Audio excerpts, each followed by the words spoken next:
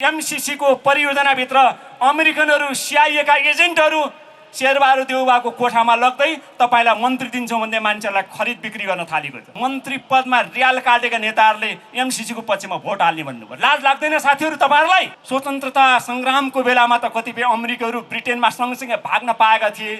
MCC pass गराउन खोज्ने दलालहरूलाई त्यो मौका पनि मिल्ने छैन। मलाई अमेरिकासम्म भाग्ने चान्स पनि हुने छैन। अश्रम गनी त अफगानिस्तानबाट अमेरिका भाग्न सफल भए तालिबानहरूले अफगानिस्तान कब्जा गर्दाखेरि। तर तिमी देउबाजी र एमसीसी को पक्षमा वकालत गर्ने राष्ट्रवादी सांसदहरू तिमीलाई अश्रम गनी र उनका मान्छेहरूले जस्तो भाग्ने चान्स हुने छैन। सिंहदरबारका चोकहरूमा बानेश्वर अगाडिका सडकहरूमा तिम्रो हालत के हुन्छ यो बेलैमा सोच। अहिले सिङ्गो नेपाल राष्ट्रवादीहरू र राष्ट्रघातीहरूको दुई ध्रुवमा विभक्त भएको छ। यो दोसाँधमा हामी कसैलाई पनि छुट छैन यता जाउँ कि उता जाउँ भनेर दो बाटोमा अल्मनेर बस्ने। प्रचण्डजीले गरे जस्तो कार्यकर्तालाई सडकमा पठाउने, शहीदका परिवारको हात भाँच्ने स्थिति बनाउने अनि सरकारलाई के भन्ने ढुङ्गा हान्ने त विप्लवका मान्छे हुन्। लाज लाग्दैन प्रचण्डलाई? सरकार होइन, यति बेला जनतालाई स्वाभिमान चाहिएको छ। समाजवादी पार्टीका साथीहरूले यो कुरा गम्भीरतापूर्वक सोच्नै पर्छ। नेपालको माटोभन्दा तपाईको सरकार ठुलो हुन सक्छ। यसैले सरकारमा या गठबन्धनमा सहभागी सबै पार्टीका नेताहरूले सोच्नुपर्छ, सबै सांसदहरूले सोच्नुपर्छ गम्भीरतापूर्वक अमेरिकाले सांसदहरूलाई खरिद बिक्री गरोस् या सरकारी पार्टीका नेताहरूलाई धम्क्याओस् या हाम्रा सांसदहरूलाई दबावमा राख्ने कोसिस गरोस्। एमसीसी पास हुँदैन यो कुरामा कुनै सन्देह छैन। तर कथम कदाचित एमसीसी पास भइहाल्यो भने एमसीसी पास गराउने देउबाजीको हालत के होला? Go back MCC! Go back MCC!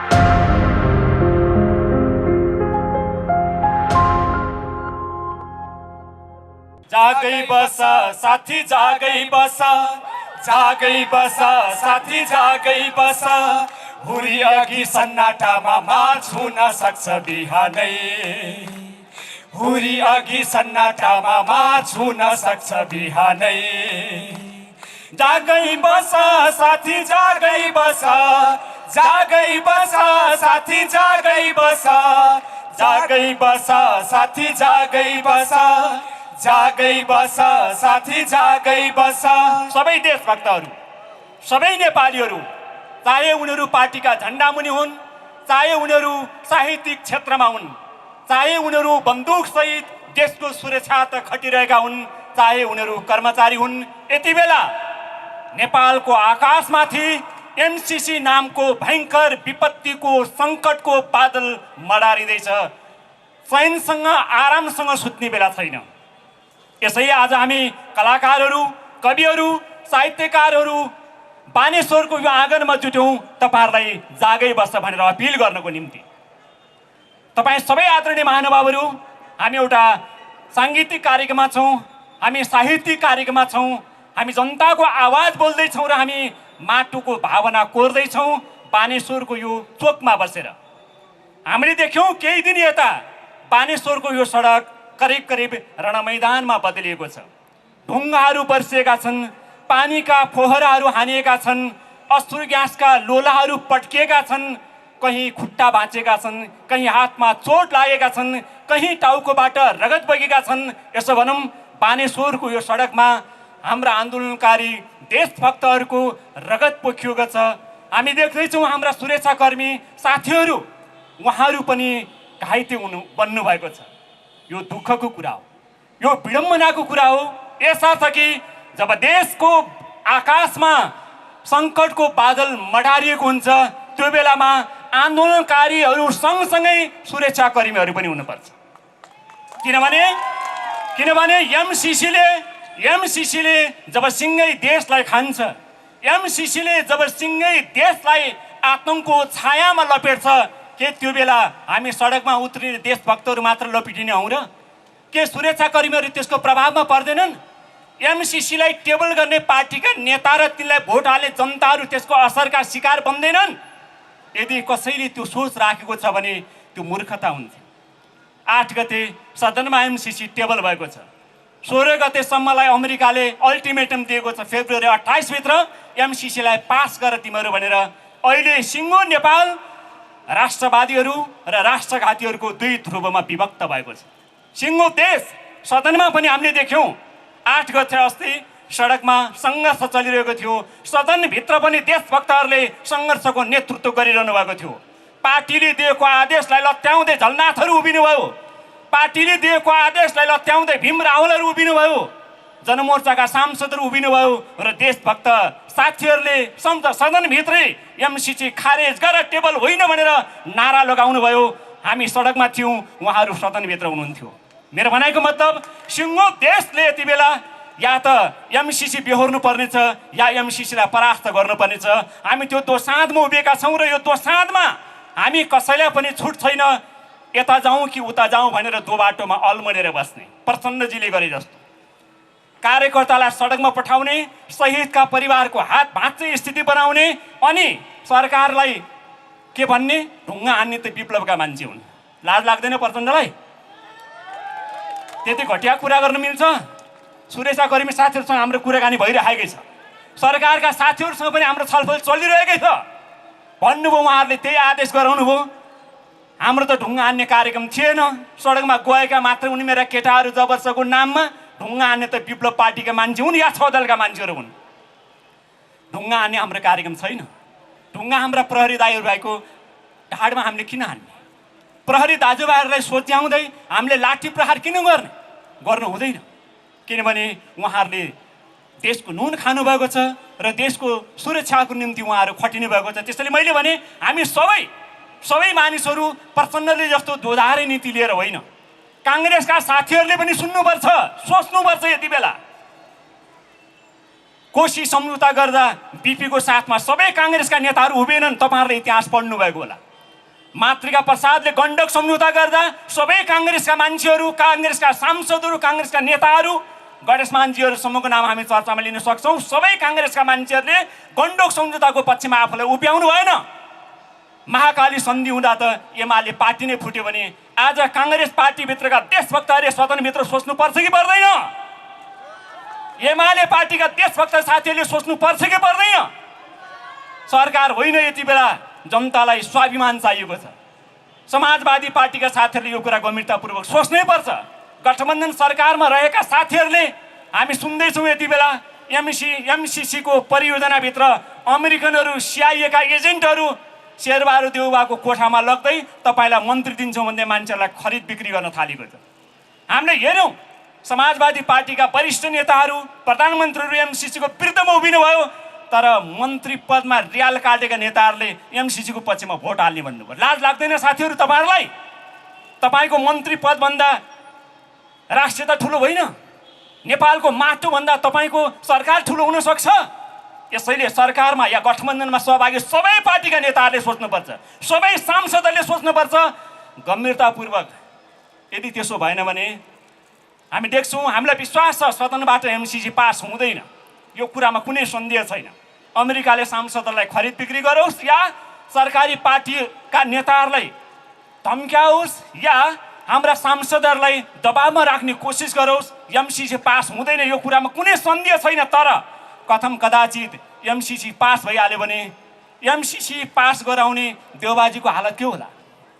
म कल्पना गर्छु, कहिलेकाहीँ यसो सपना देखेको जस्तो महसुस हुन्छ। मानौ एमसिसी पास भयो, मलाई कस्तो लाग्छ भने एमसिसी पास भएको केही समय पछाडि देउबाजी अमेरिकन सेनाको सामुन्ने नाग रगड्दै उठबस गरिराख्नु भएको हुनेछ। एमसिसी पास गराउनमा राष्ट्रघाती भूमिका खेल्ने सांसदहरू त्यसै गरी लम्पसार परिराख्नु भएको हुनेछ। त्यो बेला स्वतन्त्रता सङ्ग्रामको बेलामा त कतिपय अमेरिकीहरू ब्रिटेनमा सँगसँगै भाग्न पाएका थिए। एमसिसी पास गराउनु खोज्ने दलालहरूलाई त्यो मौका पनि मिल्ने छैन। तिमीलाई अमेरिकासम्म भाग्ने चान्स पनि हुने छैन। अश्रफ गनी त अफगानिस्तानबाट अमेरिका भाग्न सफल भए, तालिबानहरूले अफगानिस्तान कब्जा गर्दाखेरि। तर तिमी देउबाजी र एमसिसीको पक्षमा वकालत गर्ने राष्ट्रवादी सांसदहरू, तिमीलाई अश्रफ गनी र उनका मान्छेहरूले जस्तो भाग्ने चान्स हुने छैन। सिंहदरबारका चोकहरूमा, बानेश्वरगाडीका सडकहरूमा तिम्रो हालत के हुन्छ यो बेलैमा सोच। त्यसैले एमसिसीको पक्षमा भोट हाल्नुभन्दा पहिले सबै सांसदहरू तपाईँले पहिला आफ्नो आमालाई सम्झिनुहोस्, जन्म दिने आमालाई, तपाईँको आफ्नो मातृभूमिलाई सम्झिनुहोस्, आफ्नो राष्ट्रलाई सम्झिनुहोस्, आफ्नो कर्तव्य विवेकलाई सम्झिनुहोस्। पैसाभन्दा विदेशीहरूको आदेशभन्दा माथि राख्नु देश र जनतालाई। त्यसो भयो भने मलाई लाग्छ देशले अँध्यारो सङ्कटको सामना गर्नु पर्दैन र यो सङ्कटलाई तपाईँ हामी सबैको तागतमा, हामी सबैको बलमा हामी परास्त गर्न सक्नेछौँ। हामीलाई विश्वास छ आज यो सडकबाट साँच्चीकै शान्तिपूर्ण छ। हाम्रो प्रहरी साथीहरू दाजुभाइहरू हुनुहुन्छ, गीत कविता सुनिराख्नु भएको छ। हामी गीत कवितासँगै नाचिरहेका छौँ, गुनगुनाइरहेका छौँ, हामी कल्पना पनि गरिरहेका छौँ। नवजान युवाहरूलाई हामीलाई यहाँ देख्दा महसुस हुन्छ। तपाईँ आन्दोलनकारी साथीहरू, तपाईँ पत्रकार बन्धुहरू, तपाईँहरू सबैको अनुहार हेर्दै गर्दा यस्तो अनुभूत हुन्छ मानिसहरूको आँगनमा आज सिङ्गो देश उभिएको छ। बिम्बात्मक हिसाबले कविताहरूमा, हाम्रा हरफहरूमा, हाम्रा स्वर र हाम्रा आवाजहरूमा एमसिसीलाई परास्त गर्ने प्रतिबद्धता र सङ्कल्प यहाँ उभिएको छ। हाम्रो सङ्कल्पलाई एमसिसीले परास्त गर्न सक्ने छैन। हाम्रो आवाजलाई दलालहरूले दबाउन सक्ने छैनन्। हाम्रो भावनालाई विदेशीका इसारामा दौडिनेहरूले कुल्चिन सक्ने छैनन्। हामीलाई विश्वास छ सिङ्गो देश एक ढिक्का हुनेछ, भइरहेको छ एमसिसीको विरुद्धमा। यसै गरी संसदमा जसरी 8 गते हाम्रा सांसद साथीले साहस र आत्मविश्वासका साथ राष्ट्रघातका विरुद्धमा एमसिसी खारेज हुनुपर्छ भन्दै उभिनुभयो, पास गराउन खोजिने सबै हरकतहरूलाई संसदभित्रबाट सबै दलहरू, सबै सांसदहरूले त्यसै गरी प्रतिवाद गर्नुहुनेछ र हामी सडकबाट यसै गरी प्रतिवाद गर्नेछौँ। योभन्दा अझ सशक्त 16 गतेसम्मका कार्यक्रमहरू घोषणा भएका छन्। 15 गते एउटा विशाल प्रदर्शन, हजारौँ दसौँ हजार जनताको विशाल प्रदर्शन, जहाँ हाम्रो पार्टीका सबै शीर्ष नेतृत्वहरू, कमरेड विप्लव हाम्रो पार्टीको तर्फबाट त्यो सभाको सम्बोधनमा उपस्थित हुनुहुनेछ। हामीलाई विश्वास छ मसालका कमरेड महासचिव मोहन विक्रम कमरेड पनि त्यहाँ सहभागी हुनुहुनेछ। वैद्य कमरेड, आहुति कमरेड लगायतका ऋषि कटेल लगायतका सबै शीर्ष नेतृत्वहरू मात्र होइन, एमसिसीको विरुद्धमा उभिने सत्ताधारी पार्टी या अन्य स्वतन्त्र व्यक्ति, सङ्घ संस्था, हामी सबै 15 गतिको विशाल प्रदर्शनमा सहभागी हुनेछौँ। त्योभन्दा अगाडि सडक सङ्घर्षका मसाल जुलुसका कार्यक्रमहरू छन्, कोण सभाका कार्यक्रमहरू छन्। सबै कार्यक्रमहरूमा हामी सबै देशभक्तहरूले आफ्नो मुटु बालेर उभिन सक्नुपर्छ, सबै एकताबद्ध भएर साहसका साथ उभिन सक्नुपर्छ। र त्यो क्रममा हाम्रो सुरक्षा निकायका अफिसर र जवान साथीहरूले आफूलाई संयमताका साथ प्रदर्शन गर्नुहुनेछ। आन्दोलनकारीहरू सदैव संयमित हुन्छन्। हामी कहाँ कैयौँ सूचनाहरू छन्, ढुङ्गा हान्ने मान्छेहरूलाई आन्दोलनभित्रै म आफै सहभागी भएको बेलामा घेरा हालेर हामीले पक्रेर राखेका छौँ। भाइ किन ढुङ्गा हान्नुभयो? ढुङ्गा हान्ने कतिपय साथीहरू हामीले देख्यौँ, उहाँहरूले भन्नुभयो। उत्तेजनामा ल्याउन चाहने कतिपय साथीहरू हाम्रो घुमा साथीहरू हुनु रहेछ। मान्छेले उक्साउँदा ढुङ्गा हान्नु पुलिसलाई। घुमा साथीहरू, सिभिलका साथीहरू, हामीलाई दुःख लाग्छ। मसँग तथ्य छन् होइन, आन्दोलनलाई कसरी घुटपेट गराउने मलाई याद छ राम्रोसँग। प्रहरीले पहिला लाठीचार्ज गरेको छैन, प्रहरीको तर्फबाट पहिला बल प्रयोग भएको छैन। जब आन्दोलनको बिचबाट घुसपैठियाहरूले ढुङ्गा प्रहार गरेका छन् प्रहरीमाथि, त्यसपछि जोहोरो भिडन्त भएको छ या झडपहरू भएको, त्यो एकदमै अप्रिय घटना हो। यो हुन दिनु हुँदैन। यसको निम्ति फिल्डमा खट्ने सबै कमान्डर साथीहरूले पनि ख्याल गर्नुपर्छ। सुरक्षा निकायका जवानहरूले पनि संयमता कायम गर्नुपर्छ। हामी आन्दोलनकारीहरू त हाम्रा प्रहरी दाजुभाइहरू हाम्रो दुश्मन नै होइन। अमेरिका हो हाम्रो दुश्मन, एमसिसीका दलालहरू हुनु हाम्रो दुश्मन। लडाइँ त्यहाँ छ, उहाँहरूसँग हामी सडकमा भिड्ने कुरै छैन। त्यसैले पानीका फोहराहरू प्रयोग गर्दा प्रहरी साथीले समयमा ख्याल गर्नुपर्छ। टियर ग्यासहरू प्रयोग गर्दा यो राष्ट्रवादीहरूको आँखालाई धमिलो बनाउने यो टियर ग्यास मेरो बन्दुकबाट छुट्नुहुन्न, प्रहरी साथीले सोच्नुपर्छ। लाठी चलाउँदा कतै यो देशलाई माया गर्ने मेरा देशभक्त दाइहरूको खुट्टामा चोट लाग्छ कि, मेरा देशभक्त साथीहरूको टाउकोमा चोट लाग्छ कि, प्रहरी साथीले लाठी उठाउनुभन्दा पहिले त्यो कुरा सोच्नुपर्छ। सोच्नु, सडक रणमैदान हुँदैन, सडकमा राष्ट्रवादी भावना हुनेछ। त्यो भावनामा प्रहरीको भावना र आन्दोलनकारीको भावना, त्यो भावनामा सेनाको भावना, हामी सडकमा उत्रिने जनताको भावना, कवि कलाकारको भावना, सम्पूर्ण देशभक्तको भावना जब एकताबद्ध भएर सडकमा पोखिन्छ के त्यो बेला भागाभाग, दौडादौड, अश्रु ग्यास हुनुपर्छ र हुनु हुँदैन, हुन दिनु हुँदैन। त्यसैले आगामी दिनका आन्दोलनको क्रममा पनि हामी प्रतिबद्ध छौँ। हाम्रो 5 पार्टी, हामी 6 दलको बिचमा, हामी जो 8 दल सहित हामी सहभागी छौँ। हाम्रो बिचमा सङ्कल्प छ, हाम्रो तर्फबाट प्रहरीमाथि हस्तक्षेप गर्ने, ढुङ्गामुढा गर्ने कुनै कार्यक्रम छैन, हुँदैन, हामीले गर्नुहुन्न।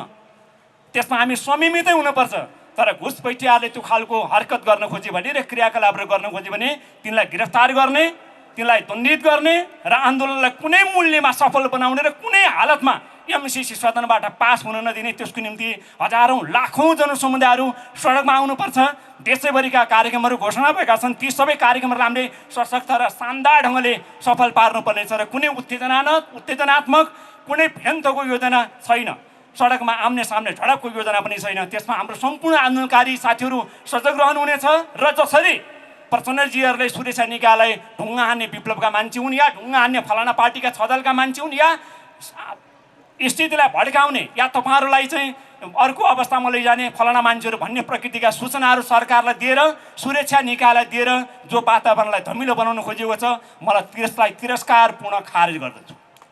घृणा गर्नुपर्छ हामीले द्वैत चरित्र प्रदर्शन गर्नेहरूलाई र सबै देशभक्तहरूले यति बेला जसरी आज कवि र कलाकारहरूले सडकबाट आफ्नो आवाजलाई बुलन्द गरेका छन् त्यसै गरी सदनभित्र सदन बाहिर र सिङ्गो देश यतिखेर आन्दोलनको आँधी उराल्दै अगाडि बढेको छ र एमसिसी नामको कालो सङ्कटको बादललाई फाट्ने गरी हाम्रा आवाजहरू बुलन्द हुनुपर्छ, हाम्रा स्वरहरू खन्किनुपर्छ, तालीहरू बज्नुपर्छ, मुठ्ठीहरू उचालिनुपर्छ र युवा जोस र जाँगरसहित हामीले एमसिसीलाई सम्पूर्ण हिसाबले प्रतिरोध गर्नुपर्छ, प्रतिवाद गर्नुपर्छ। आजको कार्यक्रममा सहभागी तपाईँहरू सबैलाई यो प्रतिरोध सभामा प्रतिवादको आवाजलाई सामूहिक ढङ्गले अभिव्यक्त गर्न आउनेका तपाईँ सबै महानुभावहरूलाई एकपटक पुनः धन्यवाद दिँदै फेरि भन्न चाहन्छु, जागै बस साथी, जागै बस।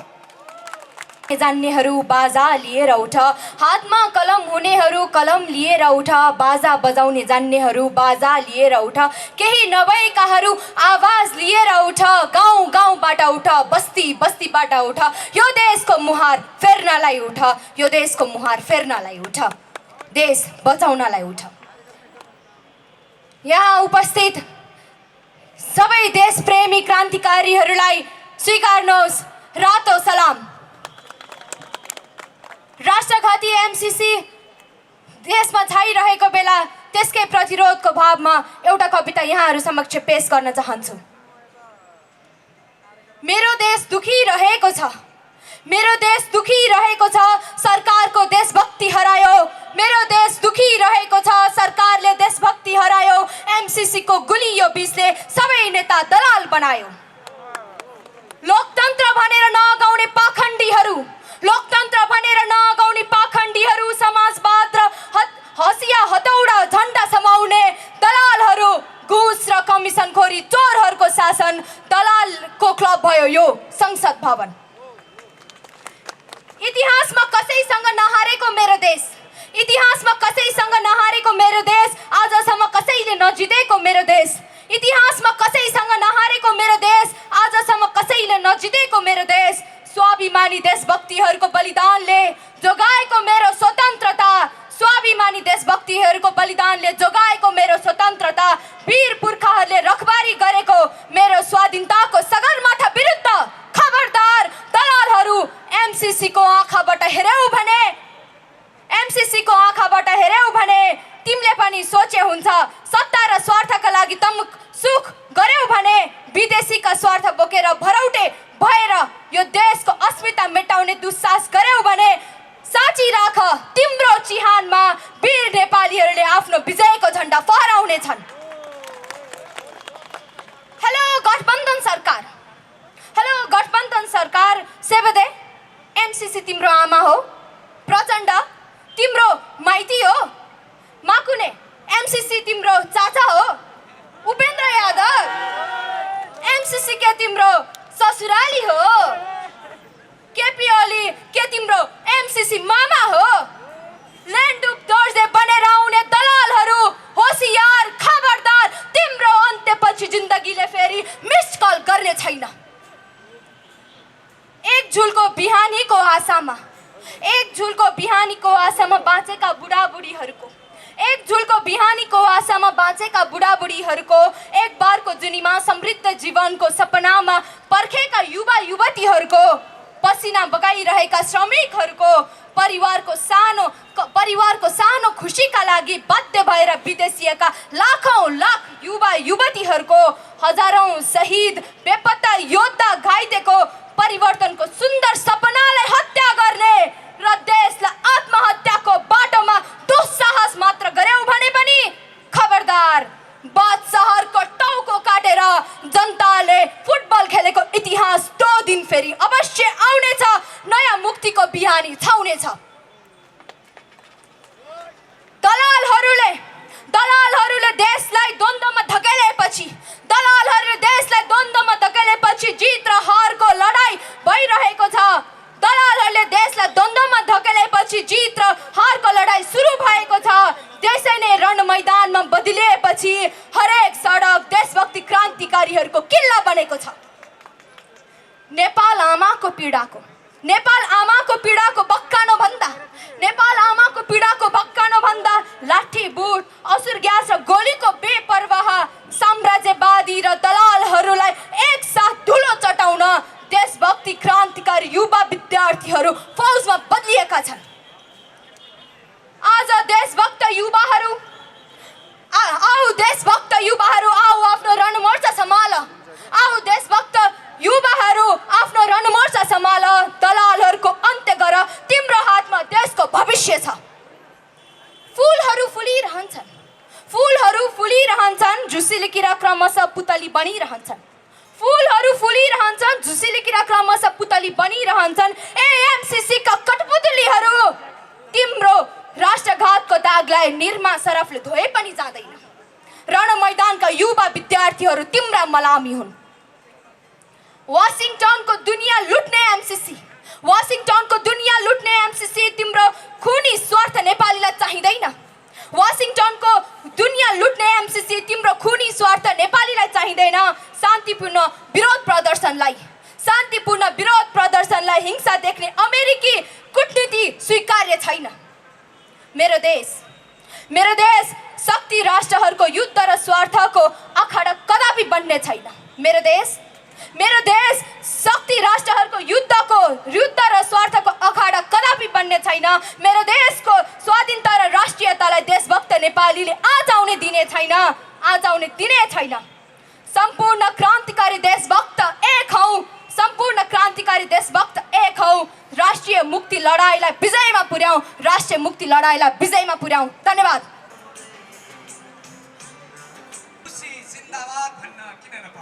बन्दकी हुने खतरामा छ। शासकहरू सत्तामा बसेर अन्धो बनिरहेका छन्। अविचलित रूपमा उभिरहनु भएको यहाँहरू सबैलाई म क्रान्तिकारी अभिवादन टक्राउन चाहन्छु। हामी मुलुकको सङ्कटापन्न अवस्थामा उभिरहेका छौँ। यो राष्ट्र आज रहने कि नरहने द्वन्द्वमा उभिएको छ।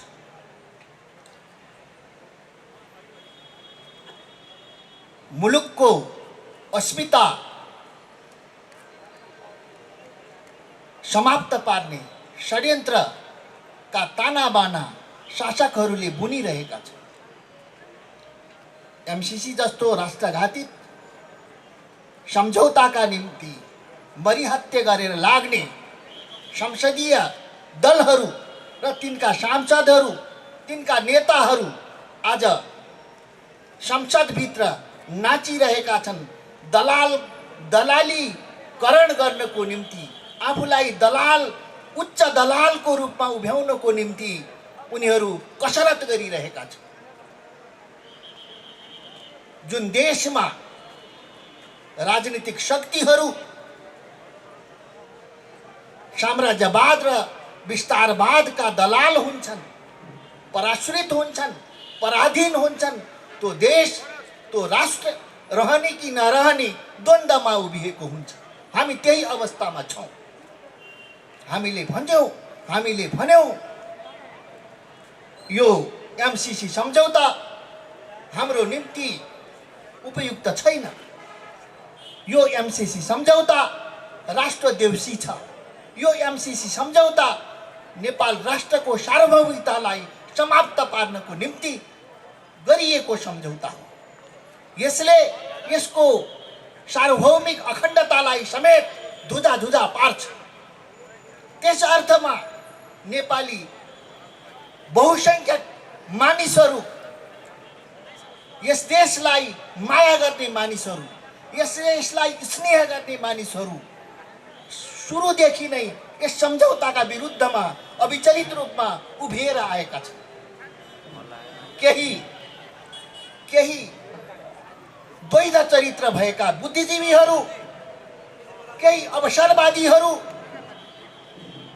केही लोभीहरू, केही इतिहासका घातक विश्वासघातीहरू जो मुलुकको सम्पदालाई, मुलुकको अस्मितालाई बेच्न चाहन्छन्, तिनीहरू मात्रै एमसीसी सम्झौताका पक्षमा छन्। यति हुँदाहुँदै पनि देखिरहनु भएको छ, नेपाली जनताले हेरिरहेको छ। संसदमा वितण्डा मचाउनेहरू, बेइमानहरू, राष्ट्रघातीहरू, जनद्वेषीहरू जो यस देशको माटो र रगतलाई स्नेह गर्दैनन्, माया गर्दैनन्, ती बेइमानहरू फेरि पनि उछलकुद गरिरहेका छन् र बेच्नको लागि तम्सिरहेका छन्। त्यसै अर्थमा हामी आज यो राष्ट्रको यो ठाउँमा, मुलुकको यो ठाउँमा हामी त्यसको विरुद्धमा सांस्कृतिक प्रतिरोध सभा गर्न गइरहेका छौँ। यहाँ मात्र होइन, धेरै दिन अगाडिदेखि मुलुकका विभिन्न ठाउँहरूमा, मुलुकका विभिन्न क्षेत्रहरूमा विभिन्न तह र तबकाका मानिसहरूले एमसीसी सम्झौताको विरुद्धमा आन्दोलन गरिरहेका छन्, आन्दोलन उठाइरहेका छन्। फेरि पनि शासकहरू, फेरि पनि बेइमान मुलुकका देश बेचुवाहरू, मुलुक बेचुवाहरू फेरि पनि एमसीसी सम्झौता गर्नको निम्ति संसदमा भित्र्याएर केही दिनभित्र पास गर्ने नियत राखिरहेका छन्। हामी यही मञ्चबाट के भन्न चाहन्छौँ भने मुलुक, यो राष्ट्र जबसम्म रहन्छ, हामी त्यस्ता दुराग्रहीहरू, त्यस्ता राष्ट्रद्वेषीहरूलाई हामी उभिन दिँदैनौँ। तिनीहरूलाई हामी नाङ्गे झार पार्छौँ, हामी त्यसका विरुद्धमा उभिन्छौँ। त्यो कुरा बुझ्नु जरुरी छ। आज हामी सांस्कृतिक प्रतिरोध सभा मार्फत उनीहरूलाई के चुनौती दिन चाहन्छौँ भनेदेखि यो मुलुकको रगत कसैले बेच्न चाहेर बेचिन सक्दैन। हामी त्यसका विरुद्धमा जुनसुकै उपाय, जुनसुकै साधन, जुनसुकै उपकरण प्रयोग गर्न पनि तयार हुन्छौँ। हामी लड्न तयार छौँ। सुन ती सबै नागरिक अगुवा भन्नेहरू, सुन ती सबै जो यसका विरुद्धमा उभिएका बुद्धिजीवीहरू, ती सबैले सुन। आज यस मञ्चबाट, यस ठाउँबाट जो साम्राज्यवादका पक्षमा उभिनु भएको छ, तिनीहरूको खैरियत, तिनीहरूको भविष्य यो मुलुकमा हुने छैन।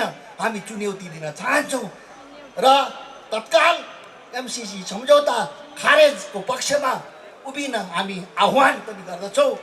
र सम्पूर्ण कलाकारहरू, संस्कृतिकर्मीहरू जो आफूलाई संस्कृतिकर्मी भन्छन्, कलाकार भन्छन्, नागरिक अगुवा भन्छन्, बुद्धिजीवी भन्छन्, ती सबैले एकचोटि सोच्नुहोस् र यो आन्दोलनमा सहभागी हुनुहोस्। कलाकारहरू प्रत्यक्ष रूपमा राजनीति नगरे पनि क्रान्तिकारी राजनीतिलाई, देशभक्त राजनीतिलाई सशक्त बनाउनको लागि आफ्नो तर्फबाट कुनै कमी हुन दिँदैनन्। साहित्यकार, कलाकार भनेको ठिक त्यस्तै प्रवर्ग हो जसले सिधै हतियार त चलाउँदैन, तर त्यो हतियार बनाउने काम गर्छ। त्यो हतियारको निशाना कति अचुक हुन्छ भन्ने कुरामा साहित्यकार, कलाकारको ध्यान हुन्छ। त्यसकारण साहित्यकार, कलाकारहरू अथवा हाम्रो अर्थमा देशभक्त क्रान्तिकारी साहित्यकारहरू कहिल्यै पनि देशको जल्दो बल्दो समस्याबाट, अझै खास गरिकन राष्ट्रियता, सार्वभौमिकता, भौगोलिक अखण्डता जस्ता सवालबाट अलग रहन सक्दैनन्। इतिहास हेर्ने हो भने 1997मा जुन शहादत भयो, त्योभन्दा अघि र त्योभन्दा पछि पनि प्रजातान्त्रिक आन्दोलनलाई वामपन्थी साहित्यकारहरू, देशभक्त जनवादी साहित्यकारहरूले आफ्नो तर्फबाट त्यसलाई बलियो बाणी दिने प्रयास गर्दै आएका छन्, सशक्त बाणी दिने प्रयास गर्दै आएका छन्। र साहित्यकार, कलाकारहरूको त्यो सशक्त खबरदारीका बावजुद देशमा देशभक्त क्रान्तिकारी शक्तिहरूको शक्ति सन्तुलनमा बलियो अवस्था नहुँदा बारम्बार राष्ट्रघात हुँदै आएको छ।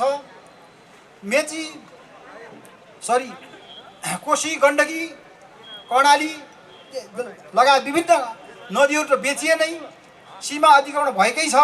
अहिले आएर फेरि यो नयाँ एमसिसीको सन्दर्भ हाम्रो अगाडि आएको छ र यस सन्दर्भमा एमसिसीका पक्षधर बुद्धिजीवीहरूले, लेखक साहित्यकारहरूले एमसिसी भनेको सामान्य आर्थिक सहयोग हो, यसमा अमेरिकी सेना आउँदैछ भनेर अनावश्यक हल्ला फिजाइएको छ भन्ने खालका कुराहरू गरिरहेका छन् र त्यसका विरुद्ध हामीले आफ्नो तर्फबाट कलम चलाएका छौँ।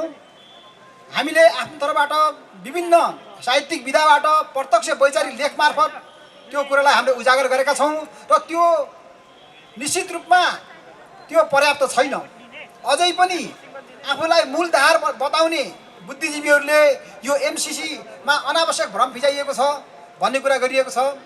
यही बागमती प्रदेशको काङ्ग्रेस पार्टीले त अझै एमसिसीको विषयमा सत्य तथ्य पत्ता लगाउने जनताको बिचमा फैलाउने कुरा गरिरहेको छ। तर वास्तविकता के हो भने एमसिसी अमेरिकी सुरक्षा रणनीति अन्तर्गतको पछिल्लो चरणमा वामपन्थीहरूको सरकार बन्यो, वामपन्थीहरूको नेतृत्वमा लामो समयसम्म सरकार चल्यो। त्यो सरकारले यो एमसिसी जस्तो विषयलाई सामान्य ढङ्गमा ल्याइदियो। यो सामान्य खालको वैदेशिक सहायता हो। जस्तै उदाहरणको लागि अब पूर्व परराष्ट्र मन्त्री प्रदीप गेवालीले त भन्नुभयो एक्जिम ऋणको प्रसङ्ग हाम्रो अगाडि छ, एक्जिम ऋणका शर्तहरू हामी जसरी स्वीकार्छौँ त्यसको तुलनामा यो एमसिसी केही पनि होइन भन्ने खालको कुरा उहाँले गर्नु हो। यसरी के देखिन्छ भने हाम्रै वामपन्थी खेमाभित्रबाट पनि एक थरी मान्छेहरूमा देशभक्तिपूर्ण भावना पलायन हुँदै गएको छ। उनीहरू भित्रभित्रै कतै लेन्डुप दोर्जे बन्न खोजेको हो कि भन्ने खालको आभास व्यक्त हुन थालेको छ। त्यसो भएको कारणले हामीले ती सबै कुराहरूमा खबरदारी गर्दै आफ्नो क्षेत्रबाट अर्थात् साहित्यको क्षेत्रबाट, कलाको क्षेत्रबाट सशक्त प्रतिरोध गर्नुपर्ने आवश्यकता हुन्छ। हामीलाई थाहा छ आम जनताले जति सजिलैसँग लेखक कलाकारका भाषा बुझ्छन् त्यति नेताको भाषा बुझ्दैन। नेताहरूका राजनीतिको तुलनामा लेखक कलाकारहरूको सानो प्रस्तुतिले उनीहरूलाई छिटो बिउजाउँछ।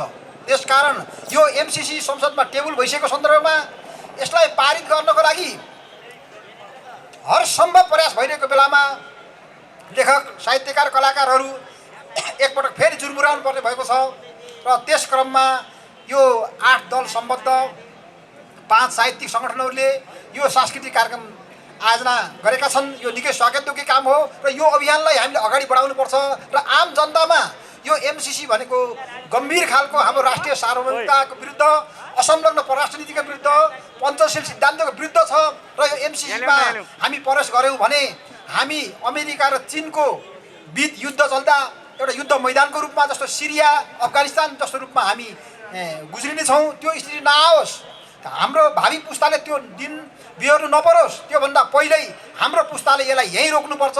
त्यसको लागि हामीले हर सम्भव प्रयास गर्नुपर्छ। त्यसको लागि साहित्य कलाकारहरूले पनि आफ्नो तर्फबाट पुरा योगदान दिनुपर्छ र त्यो योगदानको सिलसिलामा यो एउटा कार्यक्रम हो र यो कार्यक्रम अगाडि बढ्दै जानेछ र यो हाम्रो कार्यक्रमलाई महत्त्व दिएर तपाईँहरू सबै यहाँ उपस्थित हुनुभएकोमा म आयोजकको तर्फबाट पनि विश्वास गरेका, आशा गरेका, यो राम्रो भनेका, जसलाई पछ्याएर सडकमा हामी आयौँ, कोही मर्यौँ, कोही मार्यौँ, त्यो सबै सङ्कटबाट आएका हामीहरूलाई चाहिँ आज हाम्रै नेताहरूले गद्दारी गर्दै, हामीले विश्वास गरेका नेताहरूले गद्दारी गर्दै यस्तो अवस्थामा हामीलाई पुर्याएका छन्। देश रहने कि नरहने सङ्कट छ। त्यसैले मैले त्यो एउटा कविता लेखेको छु। मैले एमसिसीको विरुद्धमा त छँदैछ, तर ती नेताका विरुद्धमा जसले तपाईँ हामीलाई झुक्क्याए, नेतृत्व गरे तर आफू चाहिँ मोजमस्ती गरेर हाम्रो कार्यकर्ताहरूलाई चाहिँ मर्न मार्नको दिवाली चढिरहेका छन्, तिनीहरूका विरुद्धमा लेखेको एउटा कविता छ। म त्यो कविता यहाँहरूलाई सुनाउन चाहन्छु। यो 6 नम्बरमा छ, त्यस कारणले अलिअलि फरक जस्तो त मलाई लाग्न सक्छ। नसोचेस दास हूँ तेरो शीर्षकको कविता।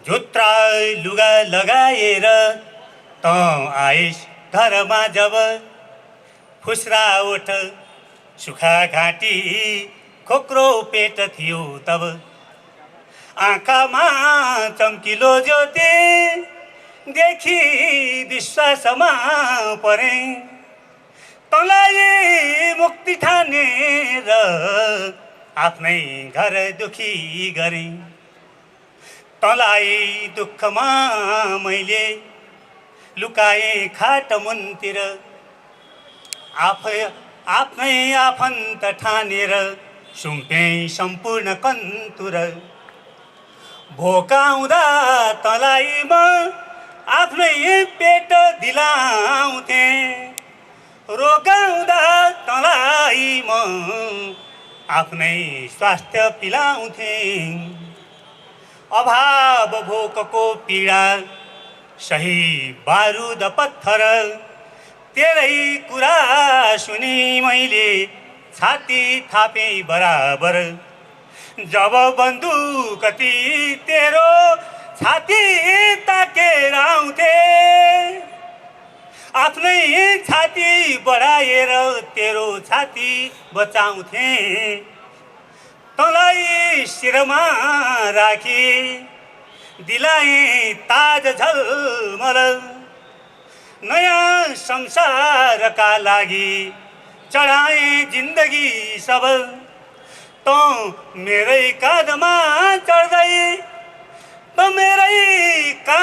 चढ्दै बार्दलीमा पुगिस् तर घुम्ने कुर्सी समातेर दाबी गर्छस् सबै घर तेरो बुद्धि यति चाँडै तरबार भयो किन तेरो बुद्धि यति चाँडै तरबार भयो किन त्यो भूत बङ्गला मात्रै घरबार भयो किन तँलाई लाज लाग्दैन मेरै मासु चपाउँदा शिरमा ताज राख्दैमा बिर्सिस विगतका कुरा शिरमा ताज राख्दैमा बिर्सिस विगतका कुरा र अन्त्यमा तँ खाली चिमहोस् पाजी बत्तीको बल्ब मात्रै तँ खाली चिमहोस् पाजी उज्यालो त महु गुनी करेन्टकै गरी हत्या बिजुली बल्छ के खुनी नसोचेस् दास हुँ तेरो जे भने पनि मान्दछु नसोचेस् दास हुँ तेरो जे भने पनि मान्दछु तँलाई भाषामा गाडी म सकेका छन् यो दलाल सत्ता फेरि नेपाललाई साम्राज्यवादको एउटा युद्ध मैदान बनाउन तत्पर छ भने नेपाली जनता फेरि दशौं हजारको सङ्ख्यामा बलिदान गरेर लेन्डुपहरूलाई देश निकाला गर्न तत्पर बनिरहेका छन्। यसै सन्दर्भमा मैले मुलुकमा जबसम्म वैज्ञानिक समाजवाद स्थापना हुँदैन तबसम्म लेन्डुपहरू जन्मिरहन्छन् भन्ने भावको एउटा कविता कोरेको छु। मेरो कविताको शीर्षक छ एकीकृत जनक्रान्ति जिन्दाबाद। मार्क्सवाद लेनिनवाद माओवाद जिन्दाबाद एकीकृत जनक्रान्ति जिन्दाबाद वैज्ञानिक समाजवाद जिन्दाबाद। जनतन्त्र नेपालको सपना सजाउँछौँ बेथान पिलीको शक्ति फेरि जोड्दछौँ दिलमाया बासु इच्छुक चुनुको साहस जुटाउँछौँ सल्लेरी र खाराको क्षतिपूर्ति गर्छौँ। जितबाट पाठ सिक्दै हारबाट शिक्षा लिँदै विघटित जनसत्ता फेरि बिउताउँछौँ खारेज गर्दै पलायनका चुनबाङ र बारामुँदै बुझाइएका हतियार फेरि कब्जा गर्छौँ। भट्टे डाँडा दोहोऱ्याउँछौँ सागु थालकोट जगाउँछौँ जनताको रातो सत्ता फेरि उल्ट्याउँछौँ स्वतन्त्र र मुक्त सत्ता घोषणा गर्छौँ। एक दशकको रक्तभेदलाई आधार बनाउँदै सामाजिक दलाल पुँजीवादलाई धुलो चटाउँदै नव संशोधनवादलाई घुँडा टेकाउँछौँ। थवाङ पेरु चिङकाङ सङ्घलाई एउटै बनाउँछौँ लेनिनग्राड र दन्तेवाडा सँगै उठाउँछौँ। पेरिस कम्युन मलङ्गवा एकजुट बनाउँदै शहीद र बेपत्ताका सपना सजाउँदै घाइते र अपाङ्गमा आशा जगाउँदै नेतृत्वलाई गराउँदै सर्वहाराकरण स्वप्नदर्शी जनतालाई जागृत गराउँछौँ। जनवादी क्रान्ति हुँदै आउँछ हाम्रो समाजवादी क्रान्तिपछि उदाउँछ साम्यवाद। खबरदार जनताका सबै खाले बैरीहरू हो होसियार अवसरवादी संसदवादी दलालहरू हो। क्रान्तिकारी एक छौँ अझै एक बन्दैछौँ युद्धबाट पाठ सिक्दै कुडा कर्कट मिल्काउँछौँ। एकीकृत जनक्रान्तिको रातो भट्टी बाल्दैछौँ मालेमावाद जिन्दाबाद एकीकृत जनक्रान्ति जिन्दाबाद। र आज पनि फेरि तपाईँहरूको समक्ष यही ब्यानर लिएर आएको छौँ।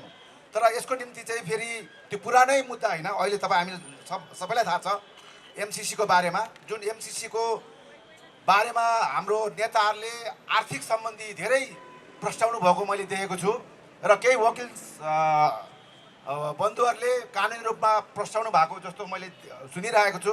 तर मलाई लाग्ने सैद्धान्तिक विषयमा के भनेदेखि जुन बेला यो हाम्रो देशमा मिसनरी शिक्षाको नाममा र स्वास्थ्यको नाममा मिसनरी छिर्यो, सेन्ट जोसेफ सेन्ट मेरी स्कुलहरू स्थापित भए, त्यसपछि सुरुवात भएको हो।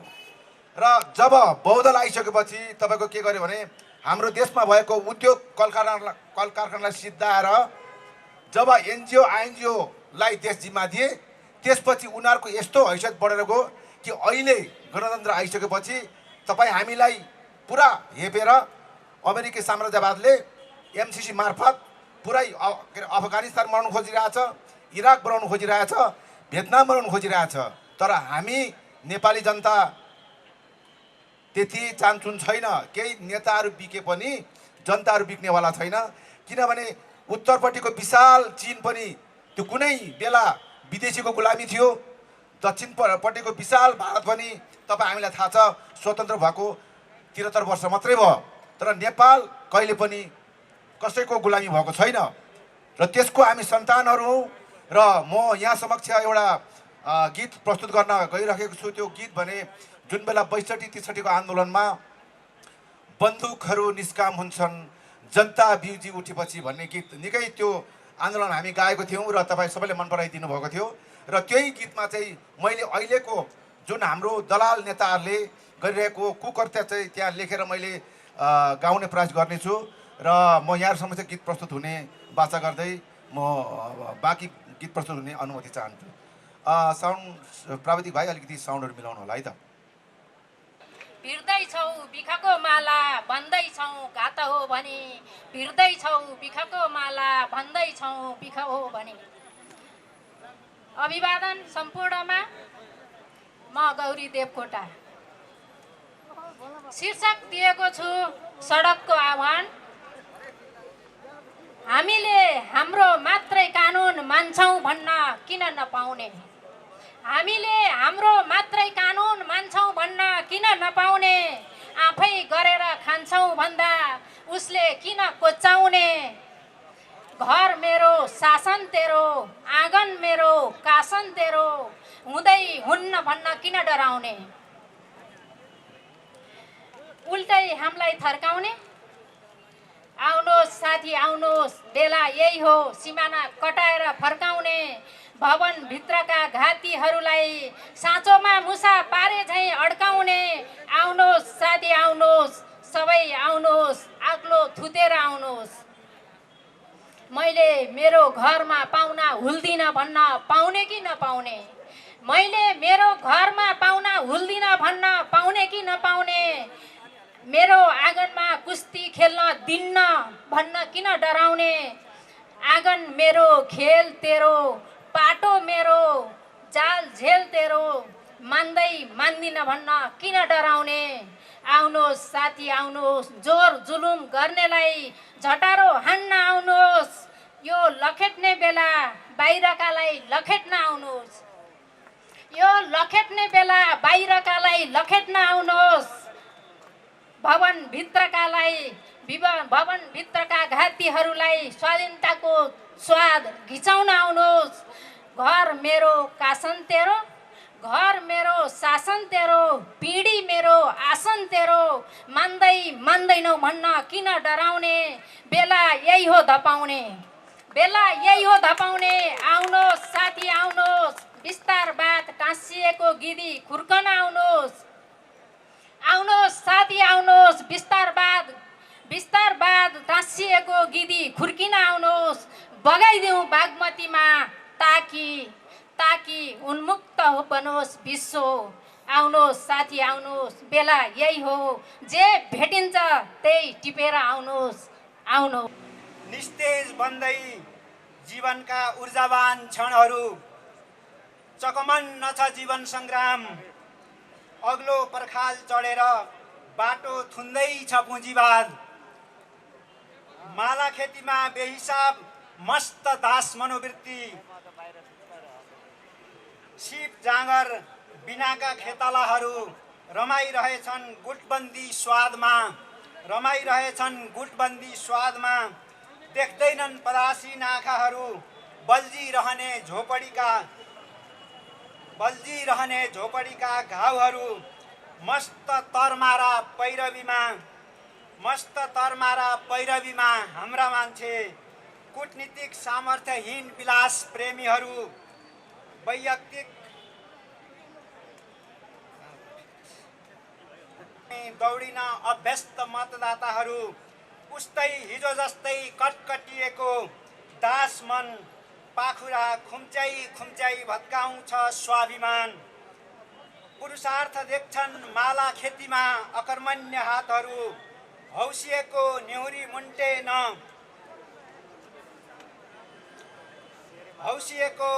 मुन्टेन सँग हुर्किएको विसङ्गति उधिनेर स्वच्छ स्वाधीन समाज निर्माण हेतु बजेको बिगुल र गरेको विपुल कटुवालीमा आपाले कपडा लता ल्याइदिन थियो मधेसको रेलामा।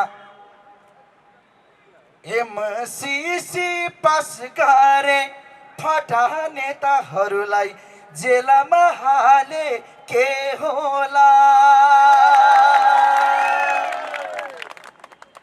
हाम्रो त आँखेको पालामा पारेछ सबलाई जालामा, यो गर्छु भनेर। अहिले त हाम्रो पालामा पारेछ सबलाई जालामा, यो गर्छु भनेर। आखिर बुझेर ल्याउँदामा के गर्यो भनी हो या हेर्दा त आफ्नै पो भुँडी भरेछ। हैला सो थापुलाटा सिद्धले स्याउरो तारमाम सबैलाई go back MCC, go back MC. Nepal आमाको छाती बेच्ने नै भयो। मलाई लाग्छ संसदवादी गद्दारहरू, देशद्रोहीहरूले नेपाल आमाको छाती बेच्ने तयार गरिरहेका छन् र बेच्छन् पनि। तर हामी देशभक्तहरू हजारौँले आफ्नो छातीमा गोली थापेर भने पनि आमाको छाती हामी फिर्ता गर्नेछौँ र एक दिन यो देशलाई स्वाधीन बनाउनेछौँ। यही उद्देश्यका साथ अहिले भने यो प्रतिरोध सभामा म एउटा कविता सुनाउन गइरहेको छु। गीतमा जस्तो सुन्न अलि त्यो रनका हुन्छन्, त्यो कवितामा अलि आउँदैन, कृपया ध्यान दिनुहोला। मेरो कविताको शीर्षक छ घृणाञ्जली। तपाईँहरूले श्रद्धाञ्जली त सुन्नुभएको थियो, तर यस्ता कपुतहरू, दलालहरू, गद्दारहरूलाई के अर्पण गर्ने भन्दा मलाई लाग्यो घृणा अर्पण गर्ने यिनीहरू लायक छन्। त्यसैले यिनीहरूको सम्झनामा मैले घृणाञ्जली भन्ने कविता लेखेर ल्याएको छु। बाँकी कविताबाट। जसले मुस्कुराउँदै दस्तखत गरे देश बेच्ने कागजमा, देश बेचे तर बेचेकै छैन भने, देश बेचे तर फाइदा छ भनेर उल्टै उल्लु बनाउन खोजे हामीलाई। ती पटके देश बेचुवा खलपात्रहरूलाई सफा पारेर गला उनीहरूले उल्लु सम्झेकाहरूको तर्फबाट थुक र खकार सहितको घृणाञ्जली छ। देश बेच्ने कागजमा जसले लुकी चोरी दस्तखत गरे, देश बेच्ने कागजमा जसले लुकी चोरी दस्तखत गरे, पटक भने आमाको मासु खाने कुनै दस्तखत गरेको छैन। कुरा चुहिएपछि बाहिर लाजले घोसो मुन्टो लगाउँदै भने गणतन्त्र जोगाउने बाध्यता थियो। जसले हरदम नाटक गरिरहे र भनिरहे चित्त असाध्यै मिठो हो तर अलि सल्लाह गरेर मात्रै खाऊ न। जसले हरदम नाटक गरिरहे भनिरहे चित्त असाध्यै मिठो हो, हल्का सल्लाह गरेर खाऊ न। या चित्त असाध्यै गुणकारी हो तर पकाएर मात्र खाऊ न। यसरी दुई जिब्रे कुरा गरिरहे देश बेच्न सिक्दै गरेका, यसरी दुई जिब्रे कुरा गरिरहने देश बेच्न सिक्दै गरेका ती नवलेन्डुपेहरूलाई पनि सम्झनै पर्छ यो क्षण। नसम्झिएमा अन्याय हुन्छ, वाकी लागुन्जेली सम्झेर देश बेच्ने नाटक मञ्चनका सिकारु बाल कलाकारहरूलाई माझी औँला देखाएर घृणाञ्जली, माझी औँला देखाएर घृणाञ्जली। जो आफूलाई सर्वज्ञाता सम्झन्छन्, या सम्झनु पर्ने अरू पनि छन् यो बेलामा, जो आफूलाई सर्वज्ञाता सम्झन्छन् तर यस्तो समयमा बोल्दैनन्। जो आफूलाई सर्वज्ञता सम्झन्छन् तर यस्तो समयमा बोल्दैनन्। संसारमा छापिएका कोखशास्त्र समेतका सबै पुस्तक पढिसकेको गफ दिन्छन् तर देश बेच्ने कागजात अहिलेसम्म अध्ययन नै गरेको छैन भन्दै हतारमा बोल्दिन भन्दै मुन्टो बटार्छन् या बडाले जे गर्छन् ठिकै गर्छन् भन्दै हामीलाई उत्ताउलो नबन्ने उपदेश कोच्याउँछन्। पर्दैन परि विरोध गर्ने, त्यत्रो देशको विरोध गर्ने, दिएको पैसा पनि नलिने, तिमीहरूले अङ्ग्रेजी पढ्या छौ यसो भन्दै हामीलाई हकार्छन्। ती आत्महीन, अनैतिक, विवेकहीन, बिकाउ बुद्धिजीवीहरूलाई पनि सम्झने उपयुक्त समय हो यो समय तिमीहरूलाई भुल्नु भनेको एउटा निकै ठुलो भुल हुनेछ। त्यसैले तिरस्कारपूर्वक सम्झँदै उनीहरूले अपठित सम्झेकाहरूको तर्फबाट मेड इन इन्डो अमेरिकन खप्परहरूलाई मुख लोपारेर घृणाञ्जली। मेड इन इन्डो अमेरिकन खप्परहरूलाई मुख लोपारेर घृणाञ्जली। देश निन्द्राबाट जागेको बेला, देशले बलिदान मागेको बेला, देश निन्द्राबाट जागेको बेला, देशले बलिदान मागेको बेला ती नौजवानहरू जो घरको कुनामा क्यान्डी फुटाएर बस्छन्, ती नौजवानहरू जो घरको कुनामा क्यान्डी फुटाएर बस्छन्, वासनालाई प्रेम भन्दै जो दिल टुटाएर बस्छन्, जो राजनीतिलाई घृणा गर्ने नाममा आफ्नै भविष्यलाई नै घृणा गर्छन्, आमाको अस्मिताको प्रश्नलाई जो बलात्कारीहरू बीचको आपसी लखडा हो भन्छन्, हामी त्यसमा किन फस्ने भन्दै तर्किन्छन्।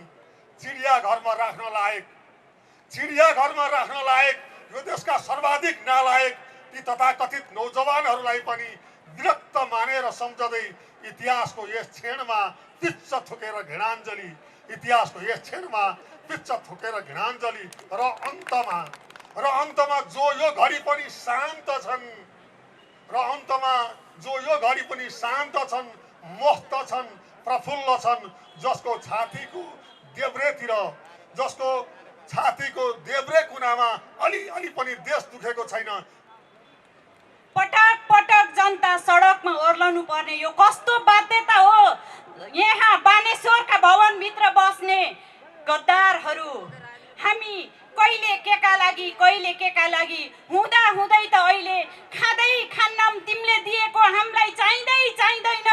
हामी आफ्नो स्वाधीनता र अस्तित्व तिम्रो ललिपपमा बेच्दैनौँ भनेर फेरि पनि सडकमा आउन पर्ने यो बाध्यता यी हाम्रा नजिकै तर हामीले हात बलिया गरेर पठाएकाहरूले तपाईँ हामीमाथि, देशमाथि, देशको अस्तित्वमाथि गद्दारी गर्दैछन्।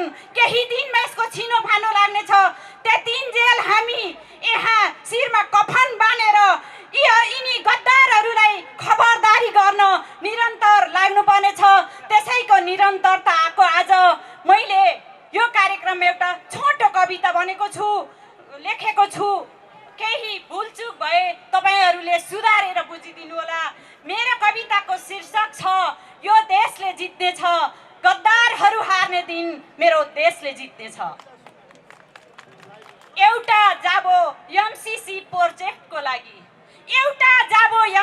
प्रोजेक्टको लागि आमा अस्तित्व र मातृभूमिको सौदाबाजी गर्न तिक्रमबाजी गर्नेहरू हो खबरदार।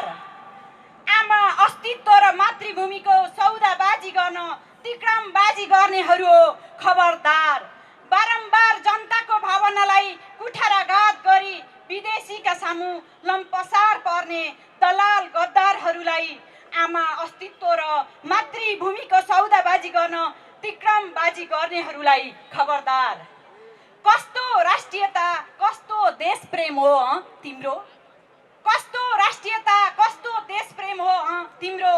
कस्तो लाचार मानसिकता हो तिम्रो? आफ्नै आमाको अस्तित्व लुछिँदा पनि नदुख्ने कस्तो अस्तित्वविहीन भावना हो तिम्रो? विदेशीको पाउ मोल्दै आफ्नी आमाको अस्तित्वमा सौदाबाजी गर्ने तिमीलाई देखेर म क्रोधित बनेको छु। तिम्रो विवेकहीनता देखेर म खलबलिएको छु। तिम्रो झुकेको शिर, काँपेको आवाजले मलाई क्रोधित बनाइरहेछ। म भित्र विद्रोहको ज्वाला दन्किरहेछ। आमा अस्तित्व र मातृभूमिको सौदाबाजी गर्न तिक्रमबाजी गर्नेहरू खबरदार। के सुम्पने हो भोलिको पुस्तालाई, के बुझाउने हो भोलिको पिँढीलाई। विदेशीले बुट बजारेर अस्तित्व नै खैला बैला पारेको देशको माटो बुझाउँछौ कि? विदेशीले बुट बजारेर अस्तित्व नै खैला बैला पारेको देशको माटो बुझाउँछौ कि? खुकुरी र तरबारले खाली पेट पनि नबनेर जोगाएको सुनौलो इतिहासको निरन्तरता बुझाउँछौ कि एमसीसी नामको जाबो एउटा प्रोजेक्ट, एमसीसी नामको जाबो एउटा प्रोजेक्टको लागि देशकै अस्तित्व सुम्पेको कालो इतिहास बुझाउँछौ? ए सत्ता र सदनका भोकाहरू हो, ए सत्ता र सदनका भोकाहरू हो, आफ्नै आमाको अस्तित्व मेटेरै पनि नमेटिने कस्तो प्यास तिमीहरूको। ए सत्ता सदनका भोकाहरू हो, आफ्नै आमाको अस्तित्व मेटेरै पनि नमेटिने सत्ताको कस्तो प्यास तिमीहरूको। इतिहासले तिमीहरूलाई माफी त दिने छैन, इतिहासले तिमीहरूलाई माफी त दिने छैन। विचार गर, वर्तमानले पनि सधैँभरि यसै गरी मौनता सान्ने छैन। तिमीहरूले गरेका गद्दारीका हिसाब किताब चुक्ता गर्न, तिमीहरूले गरेका गद्दारीका हिसाब किताब एक एक गरी चुक्ता गर्न जुर्मुराउने छन् युवाहरू, जुर्मुराउने छन् महिलाहरू, जुर्मुराउने छन् योद्धाहरू, जुर्मुराउने छन् सारा जनताहरू।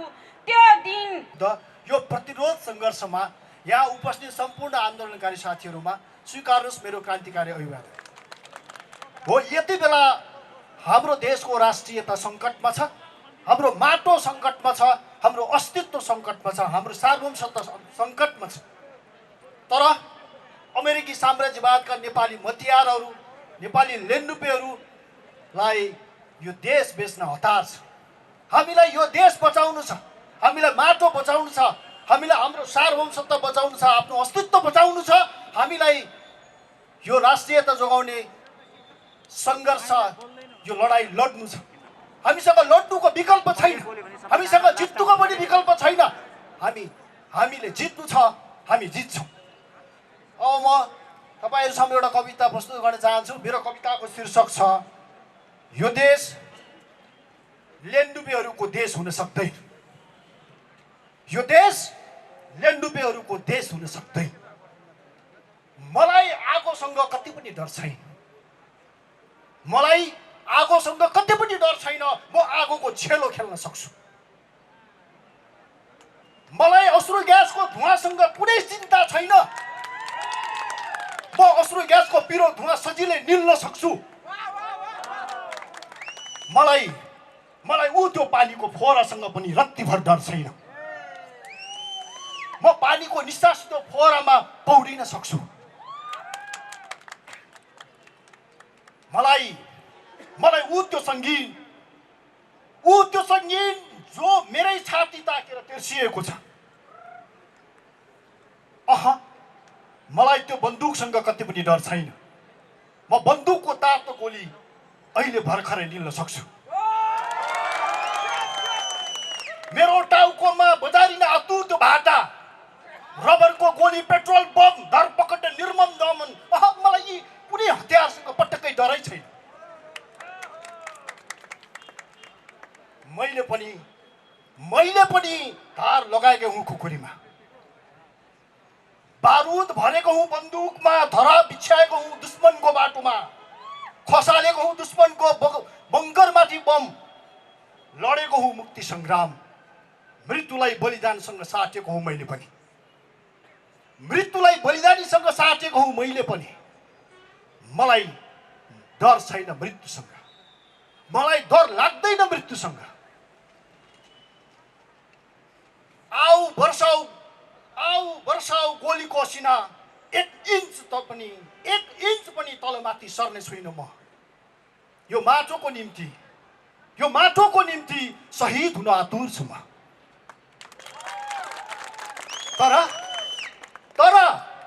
तर जब मेरो माटोको छातीमाथि साम्राज्यवादको पन्जा झम्झिन्छ, जब मेरो देश शासकको जन्मदिनमा केक बनेर काटिन्छ र खुवाइन्छ भाषाहरूको मुखमा, शासकको जन्मदिनमा केक बनेर काटिन्छ र भाषाहरूको मुखमा खुवाइन्छ, मलाई एकदम अतेज लाग्छ, डर लाग्छ। म भित्रबाट ज्वालामुखी उर्लिएर आउँछ, म भित्रबाट ज्वालामुखी दङ्गिएर आउँछ, आक्रोशको सुनामी उर्लिएर आउँछ। वरिपरि लेन्डुपे अनुहारहरू नाच्न थाल्छन्। लगाउनलाई त लेन्डुपेहरू ढाका टोपी र दौरा सुरुवाल नै लगाउँछन्। लगाउनलाई त लेन्डुपेहरू ढाका टोपी र दौरा सुरुवाल नै लगाउँछन्। लेन्डुपेहरू घरिघरि टाई सुटमा पनि ठाटिन्छन्। लेन्डुपेहरू राष्ट्रिय झन्डा हल्लाउँदै दगुर्छन् यही बाटो। लेन्डुपेहरू चारतारे झन्डा ओढेर छिर्छन् त्यो संसद भवन। लेन्डुपेहरू हँसिया हथौडा भिरेर छिर्छन् त्यही संसद भवन। लेन्डुपेहरू सौर्य हराईको सूर्य बोकेर पनि छिर्छन् त्यही संसद भवन। याद राख्नुहोस्, लेन्डुपेहरूको कुनै विचार हुँदैन, लेन्डुपेहरूको कुनै विचार हुँदैन, लेन्डुपेहरूको जरा हुँदैन, लेन्डुपेहरूको आफ्नो माटो पनि हुँदैन, लेन्डुपेहरूको कुनै देश हुँदैन। पुस्ते गाउँका मुखिया बा एक्लै भुनभुनाउँदैछन्। यतिखेर रैती भनेका रैती नै रहेछन्, रैती भनेका रैती नै रहेछन्। आफ्नो पायन देखाएकै हुन्छन्। हात थाप्नु पर्दा लुरुक्क पाएपछि आँखा फेर्छन्, हात थाप्नु पर्दा लुरुक्क पाएपछि आँखा फेर्छन्। आज कोदो रोप्नु छ मुखिया बाको, आज कोदो रोप्नु छ मुखिया बाको। बिहानैदेखि सराप्दैछन् तब त, बिहानैदेखि सराप्दैछन् तब त रैतीको मुख ताक्दैछन्। भन्दैछन् कोदोको रोटी पोल्न बजैलाई, भन्दैछन् कोदोको रोटी पोल्न बजैलाई। छोप कुट्न अर्नीको साथमा तिनै खेताला तिनै रैतीलाई, तिनै खेताला तिनै रैतीलाई। दिँदैनन् ज्याला कहिल्यै पनि मुखिया बाले, दिँदैनन् ज्याला कहिल्यै पनि मुखिया बाले। तर पनि कज्याउँछन् ज्याला गाउँभरिका, तर पनि कज्याउँछन् ज्याला गाउँभरिका। महिना चारे ब्याज चौथाइ महिना, महिना चारे ब्याज चौथाइ महिना। सालभरिमा बनाइहाल्छन् 2 गुना, महिना चारे ब्याज चौथाइ महिना। सालभरिमा बनाइहाल्छन् 2 गुना। तिनै रैती मुखिया बाका खेतला सधैँ, त्यही अन्नले प्राण धान्छन् मुखिया बा सधैँ। तिनै रैती मुखिया बाका खेतला सधैँ, त्यही अन्नले प्राण धान्छन् मुखिया बा सधैँ। मुखिया बा सराप्दै हुन्छन् घरिघरि, मुखिया बा सराप्दै हुन्छन् घरिघरि। आज त अति हो यिनीहरूको, आज त अति हो यिनीहरूको। घाम डाँडा माथि आइ नै सक्यो, एक्लै मुखिया दिन्छन् धम्की, आउलास अर्को पटक ऋण माग्न। एक्लै मुखिया बा धम्की दिन्छन्, आउलास अर्को पटक ऋण माग्न। महिना चारे होइन महिनाको छ, महिना चारे होइन महिनाको छ। तर 2-4 दिनसम्म कोही आएन भने, तर 2-4 दिनसम्म कोही आएनन् भने ऋण माग्न उनी कहाँ, ऋण माग्न उनी कहाँ। आफै पुग्छन् मुखिया बा घर घरै, आफै पुग्छन् मुखिया बा घर घरै। बेदको लौरो टेकेर ढोका नेरै झुल्किँदै भन्छन्, ढोका नेरै झुल्किएर भन्छन् होइन पैसा चाहिन्न तिमीहरूलाई। ढोका नेरै झुल्किएर भन्छन् होइन पैसा चाहिन्न तिमीहरूलाई। भित्रबाट आउँछ मधुर आवाज, भित्रबाट आउँछ मधुर आवाज। चाहिन्छ नि आउनै आँटेको थिएँ। गदगद मुखिया बा मनमनै गमिँदै बाटाभरि, गदगद भएका मुखिया बा मनमनै गमिँदै बाटाभरि। यो गाउँको मुखिया नै मै हो, यो गाउँको मुखिया नै मै हो। मसित ऋण नलिए कोसँग लिने, मसित ऋण नलिए कोसँग लिने। मेरो काम नगरेर कसकोमा काम गर्ने। मेरै खेतला त हुन् यिनीहरू, मेरै खेतला त हुन् यिनीहरू। फेरि ठोकुवा गर्छन् उनी, असामी भनेकै रैती हो, रैती त असामी नै हो। फेरि ठोकुवा गर्छन् उनी, असामी भनेकै रैती हो, रैती त असामी नै हो। तर अहिलेको विश्व होइन रैती, तर अहिलेको विश्व होइन रैतीको। अहिलेको युग होइन मुखिया बाको, तर अहिलेको विश्व होइन रैतीको। अहिलेको युग होइन मुखिया बाको, बरु अहिलेको युग हो चिहान खन्ने मुखिया बा प्रवृत्ति।